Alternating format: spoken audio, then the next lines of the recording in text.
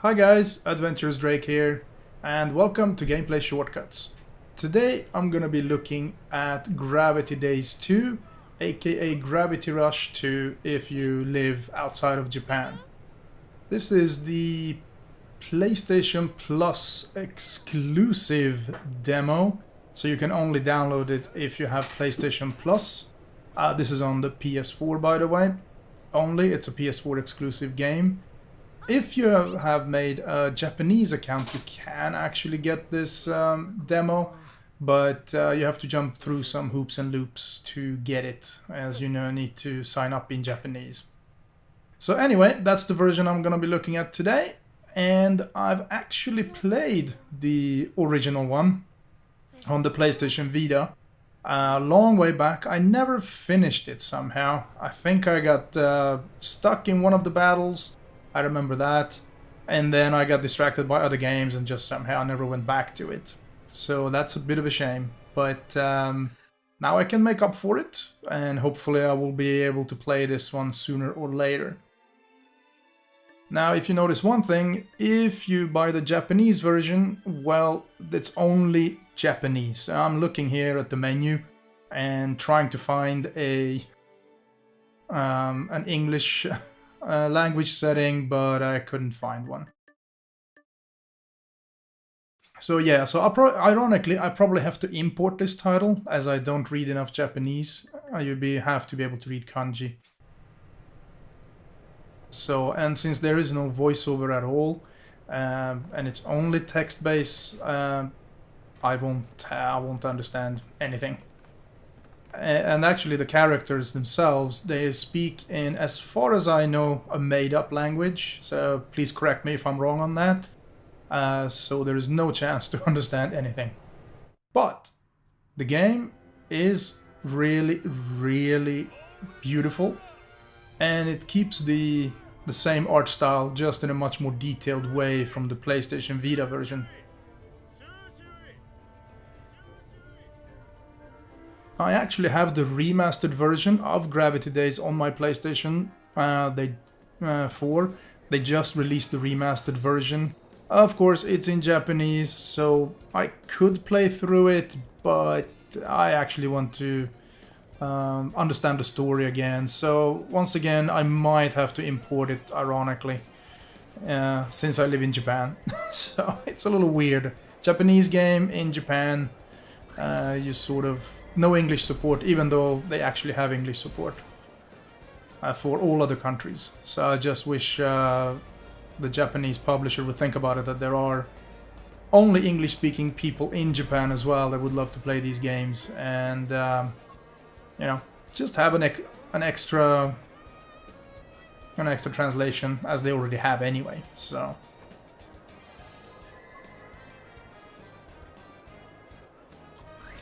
Okay, as you can see, if you don't know anything about Gravity Rush or Gravity Daze, the gimmick, or well, the main thing about the gameplay is that you can control gravity, and as you can see here, you're sort of falling. So you're not flying here, actually, you're falling towards your objective.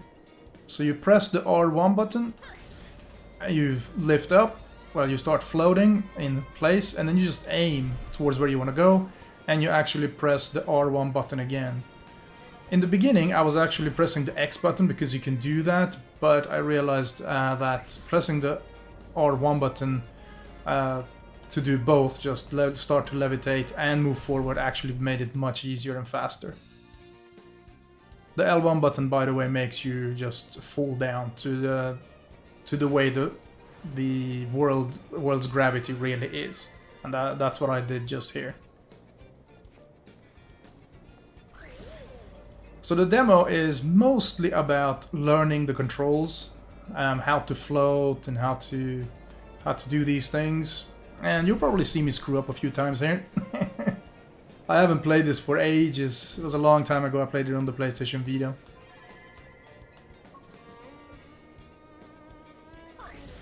And don't have any vertigo, or don't be afraid of heights, because this game will mess a little bit with your brain.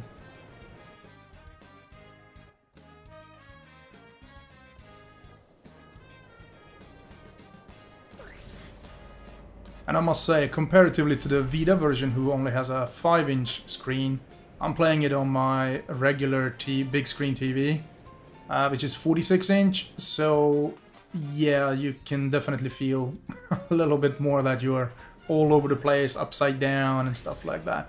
But it's not jarring though, so I didn't become any queasy or anything like that, so it's all good. I think they did a good job at it.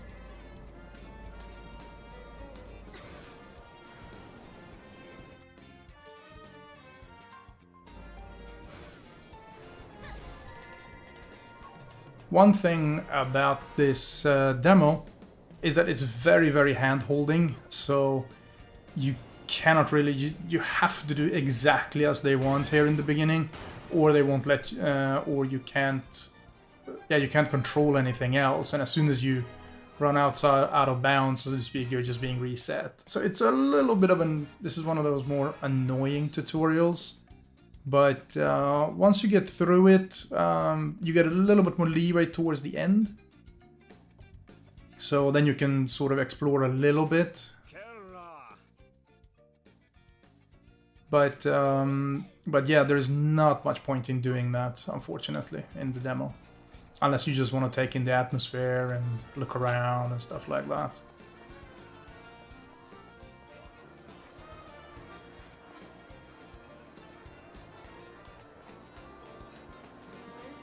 But if you look at the detail, it's actually way more things going on. It feels much more like a city that is alive compared to the previous version. Even though the previous version was already pretty cool.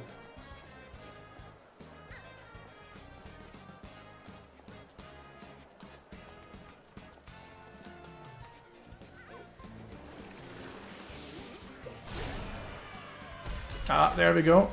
There is our first monster. You have to kick them in the eye. Yep, they only have one. Giant one. At least these ones.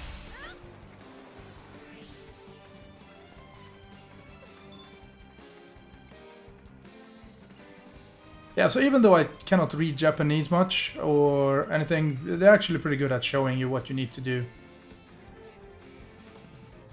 So it's not too complicated.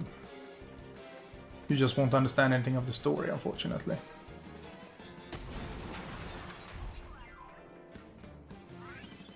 Here's a new thing. I don't remember this from the first one, where you can levitate stuff and start using them as projectiles. I could be wrong about it, but I don't remember ever doing this in the first game.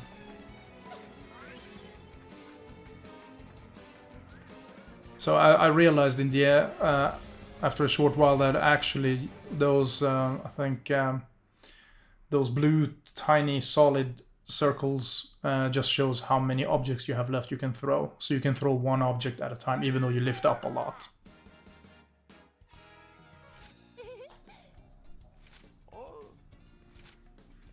Manga style cutscenes.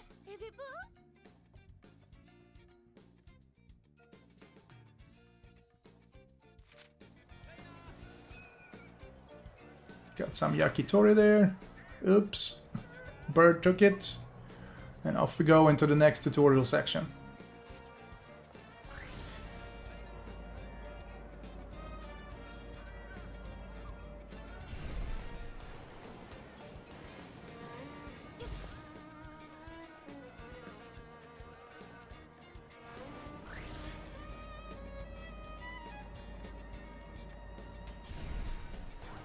Well, here I got a little bit confused.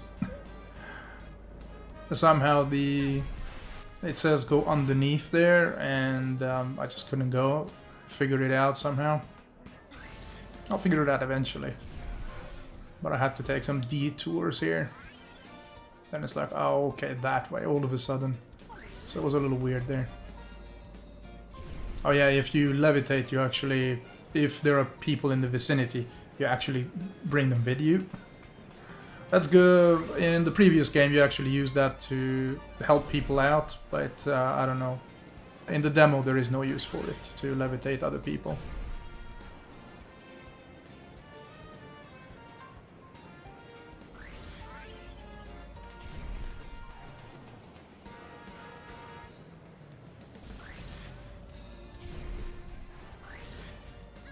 Still getting used to the controls here.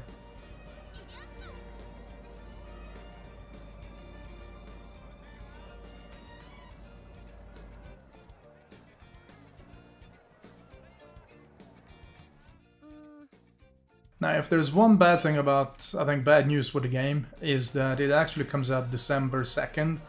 But since Final Fantasy 15 was moved over, was pushed back to November 29th, I think it'll affect this game quite a bit, unfortunately.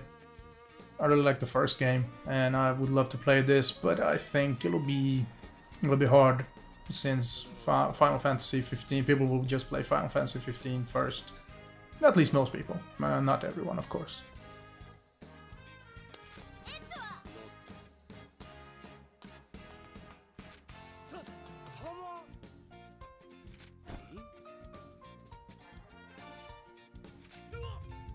So there's like a full manga style cutscene.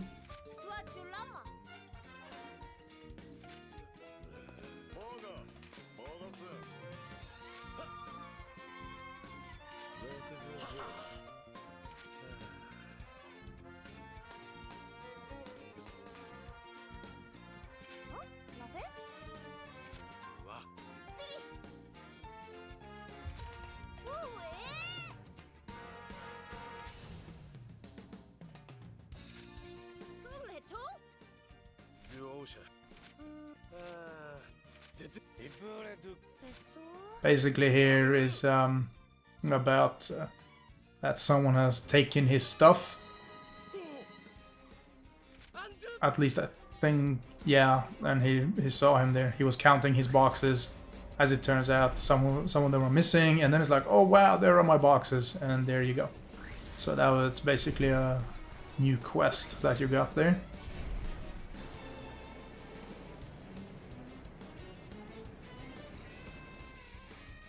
There's one thing I think of funny about this second game is that when you're floating, she is truly like just floating all over the place. So she's like upside down, towards you, away from you, and all that kind of stuff.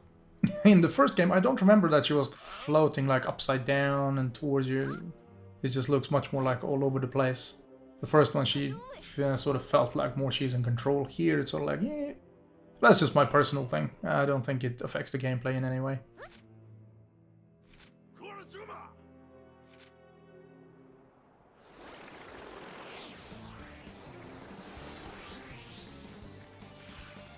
And more fights. I think I forgot to use R2 here. Oh, there we go. I used R2 there. But you have to time it so that so I think it's like 2 button presses and the third one has to be the R2, or you at least 1 kick before you can use R2 to make any effects. Now this is where it becomes a little bit complicated sometimes, especially if you're not used to it, because you're trying to aim, but you can really miss them easily, and you're just going flying way past them before you stop yourself, reorient yourself. So that can be a little bit frustrating occasionally. I also realized that you actually have to press the kick button just before, otherwise it doesn't work. I figured you could just fly towards it and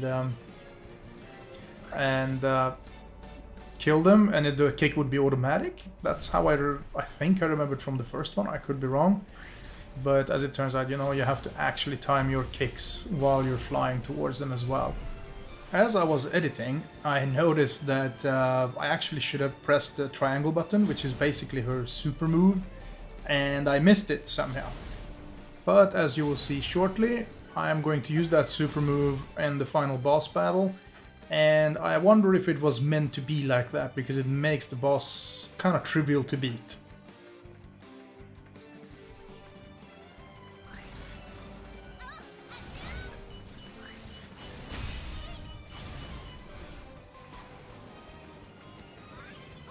Yeah, I started to play this second time around, and it became much easier. So this is my first playthrough, but I didn't record like a second full playthrough, I figured this would be okay enough. Even though I'm a little clumsy here.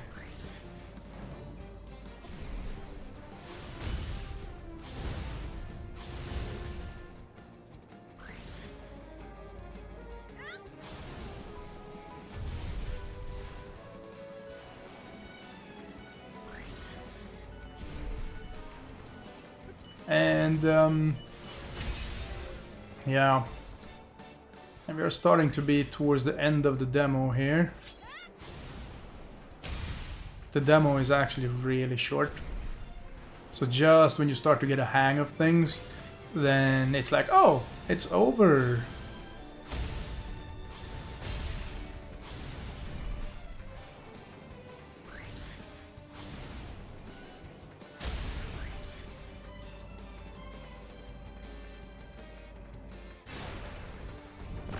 There we go.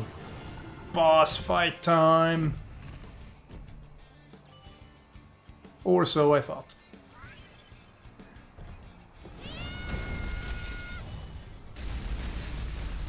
This is your super move. I don't even see what is happening. She's just kicking all the glowy bits to pieces right away. So there you guys have it. I will definitely pick up my copy sooner or later. There are just so many games this Christmas period that I have a hard time choosing actually. Anyway, I hope you guys enjoyed this short video. Don't forget to like and subscribe if you want to see more videos. And I hope to see you guys next time. Alright, take care. Bye.